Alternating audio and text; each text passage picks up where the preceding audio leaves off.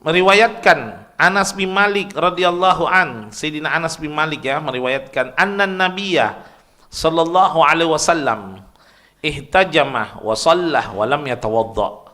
Akhrajahu Darul Qutni. Jadi Nabi ini sesungguhnya Nabi pernah bekam, cantuk, hijamah. Setelah bekam wasollah, Nabi langsung sholat. Walam yatawadda, Nabi tidak ambil air wudu. Jadi selesai bekam, darahnya bersihkan, sudah bersih, langsung sholat. Nabi tidak ambil air wudu. Ini menjelaskan la yang kudul wudu khurujud dam min ghairi sabilin, tidak membatalkan wudu karena sebab keluarnya darah kecuali dari dua lubang. Apa itu lubang? Lubang kelamin atau lubang dubur. Kalau lubang kelamin keluar darah, maka batal wudu. Misalnya naudzubillah ada orang lagi kena keluar darah gitu ya, apapun itu. Tapi kalau lewat hidung keluar darah, lewat mata keluar darah, lewat telinga keluar darah, lewat bekam keluar darah, apapun itu tidak membatalkan wudu.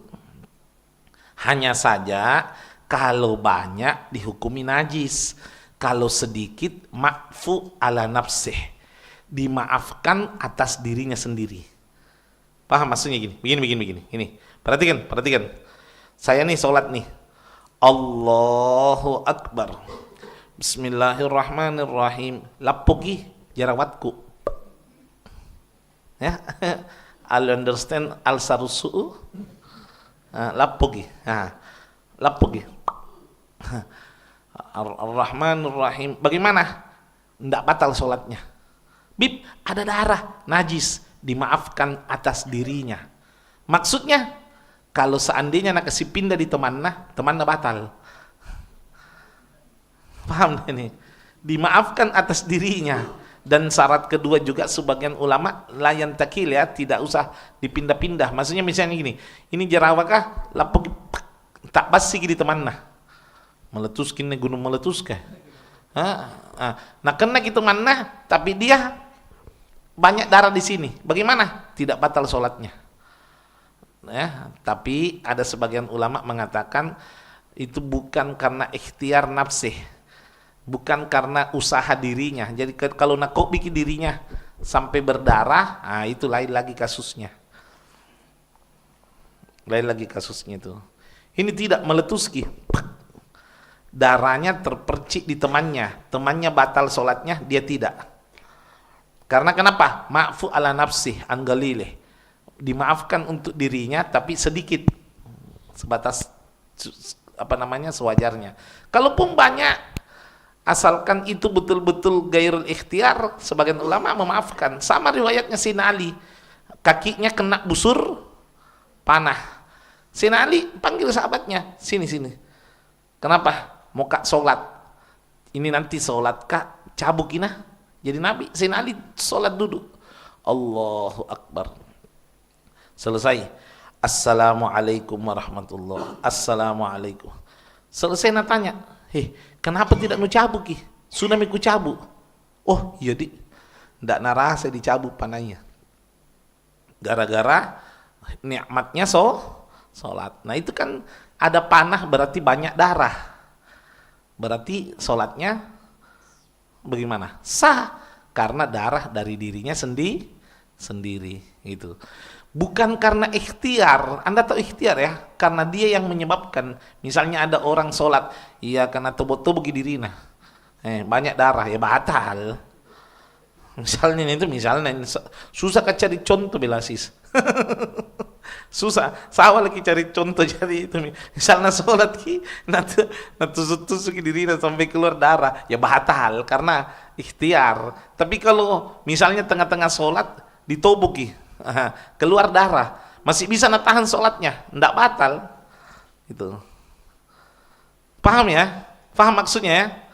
Keluarnya darah bukan karena usahanya. Nah, gitu. Dan dari dirinya sendiri dimaafkan, untuk orang lain tidak dimaafkan. Nah ini, bayangkan Nabi bekam. Nabi kan itu bekam. Nah waktu bekam itu dianjurkan tanggal-tanggal ganjil, 15, 17, 19, 21. Kalau harinya Senin, Selasa, Kamis, Rabu itu tidak dianjurkan ya, Senin, Selasa, Kamis. Dan sebaiknya itu 2 jam setelah makan. Jadi kalau sudah makan jam 1, jam 3 bekam. Jangan tidak ada isi perut bekam, salangkan al pingsangu wal marne. Ya, tuh. Jadi sudah makan 2 jam. Kalau kayak Wahyu itu senantiasa boleh jadi bekam karena setiap jam makan Wahyu. Enggak sih? Oh, enggak. Jadi yang penting ini ya, kalau mau bekam itu afdolnya siang. Saya sampaikan ya, bekam itu afdolnya siang. Siang. Habib Taufik itu kalau bekam siang. Paling tidak ba'dal asar, paling lambat itu. Paling afdol siang. Paling afdol. Ya, paling afdol siang. Nah, jadi sudah makan siang, misalnya makan siangnya mungkin jam 1, ya jam 2 sudah boleh, gitu. Ya, bekam. Dulu Nabi itu bekam darahnya mau suruh buang, tapi sahabat minum. Nabi bersabda, "Man ikhtalata dami bidami haramallahu jasadahu 'alan niran." Siapa yang bercampur darahku dengan darahnya, Allah haramkan jasadnya tersentuh api neraka. Tapi paling afdal itu bekam, maaf ya, bekam memang dia dasari ilmu, jangan piti-piti nah. Jangan piti-piti karena urat itu bahaya. Betul-betul ada sekolahnya, ada pemahamannya. Kalau di Pasuruan itu, saya kalau pulang mudik, antar istri mudik, saya tidak mau lewatkan bekam. Bekamnya Pasuruan itu pakai silet golf. Jadi silet betul, baru dia hisap pakai tanduk, baru tutup tar. Darahnya itu, kalau sedikit, kalau begini, pakai baskom kecil itu, kental, hitam, berminyak. Tapi enak jika enak, tidak ada masalah. Nah, kotor, hitam, kental, berminyak. Dan ini orang yang bekam adalah orang yang bekam Habib Taufik langsung. Yang bekam Habib Taufik. Dan tidak mau bekam 2 orang langsung. Jadi kalau sudah bekam Ustaz Salim, pulang. Kenapa? Masa kita tanduk dulu. Kasih mendidih. Baru bekam lagi. Betul-betul hati-hati, karena kenapa? Takutnya ada orang penyakit HIV pindah itu. Makanya hati-hati. Kalau bekam itu hati-hati. Minimal kalau alkoholnya jangan pelit. Tapi lebih baik dimasak sebenarnya, lebih baik dimasak. Habib dimasak pakai daun sop, bukan bikin sop ini, dimasak rebus maksudnya ya, rebus. Ya, Masya Allah. Ini kadang-kadang ilmu sunnah tolong diamalkan ya, tolong diamalkan. Hayo, Habib takut Kak.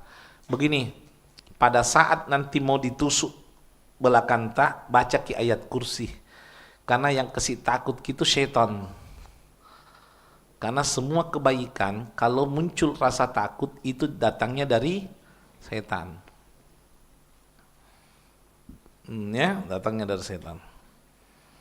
Jadi kadang-kadang pun nak bunduki perang kampung berani, bekam mal lagi. Nah, itu.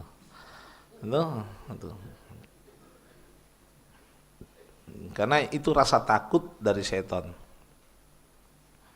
Jadi baca ayat kursi, Allahu la ilaha illallah.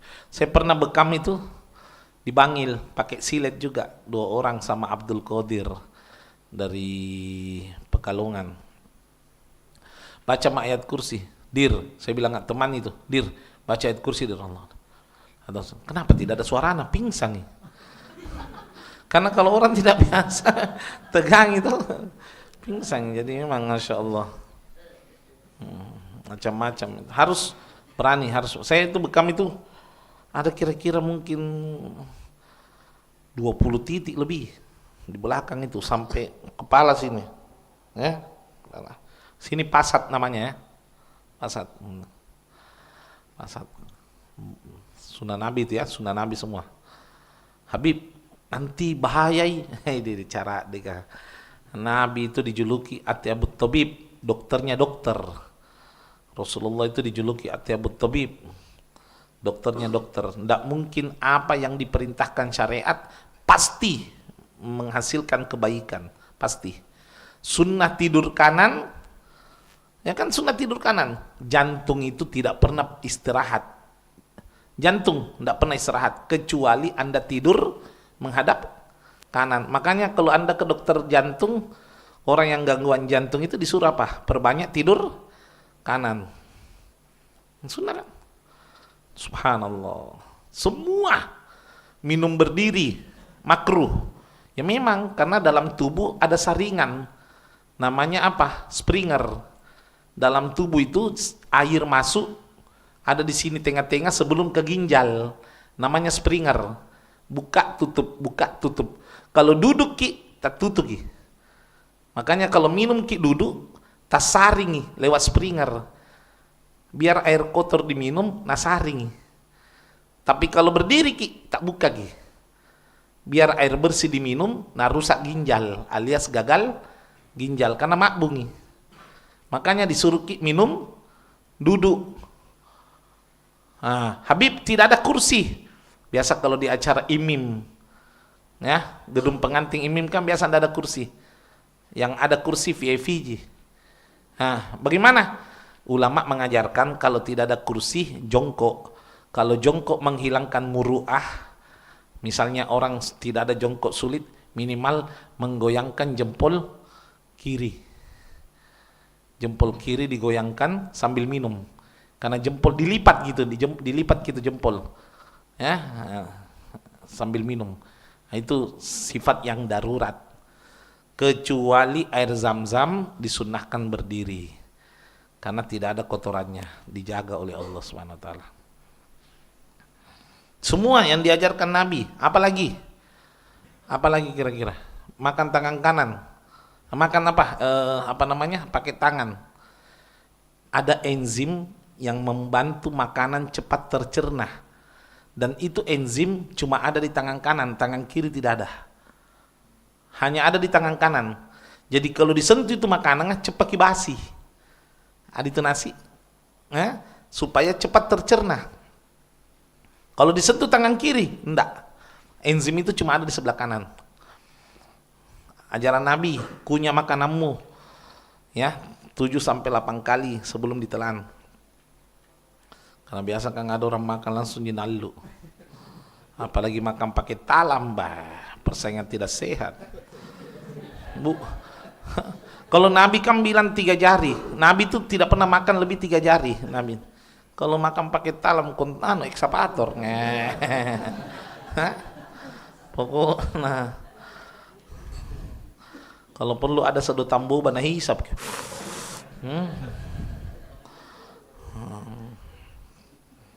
Jadi jadi memang betul-betul ajarannya Nabi, ya Allah, subhanallah.